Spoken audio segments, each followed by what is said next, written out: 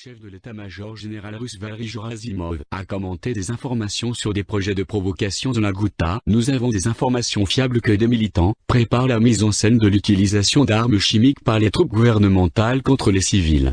Dans plusieurs districts de l'est de Ghouta, une foule de femmes, d'enfants et de personnes âgées venues d'autres régions, qui doivent représenter les victimes d'une attaque chimique ont été rassemblées, a déclaré le chef d'état-major des forces armées russes. Selon lui, les activistes White Helmet et les équipes de tournage disposant d'équipements de diffusion vidéo par satellite sont déjà en place.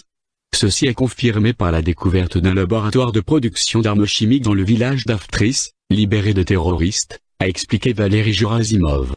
Selon les rapports, après le plan de provocation des États-Unis pour blâmer le gouvernement syrien sur l'utilisation d'armes chimiques et fournir à la communauté internationale des preuves que le gouvernement a tué des masses de civils avec des armes chimiques. En réponse à cette attaque, les États-Unis ont l'intention de punir le gouvernement syrien, en frappant avec des missiles le quartier du ministère de la Défense syrienne à Damas.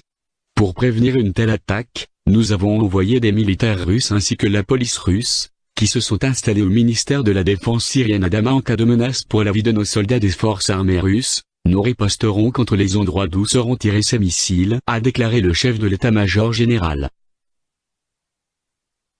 Je vous donne mon avis sur cette affaire. À chaque fois qu'une bataille importante va avoir lieu, il y a ces attaques chimiques qui interviennent. Je vais vous donner mon avis sur les intérêts de chaque partie à faire ces attaques. Pour les États-Unis, l'intérêt étant de demander aux Nations Unies une intervention en Syrie contre le gouvernement syrien, de rajouter des sanctions contre la Russie, de donner encore plus de légitimité aux États-Unis à rester en Syrie.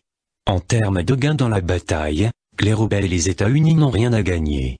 Pour la Russie, les gains sont sur le terrain, les villes qui restent à prendre vont faire énormément de victimes parmi l'armée, ils peuvent le planifier et dire que c'est les rebelles car ils maîtrisent tout cet endroit, et personne ne croira qu'ils sont responsables. En termes de gains, tuer des centaines de combattants dans cet endroit restreint. Voilà, je donne mon avis.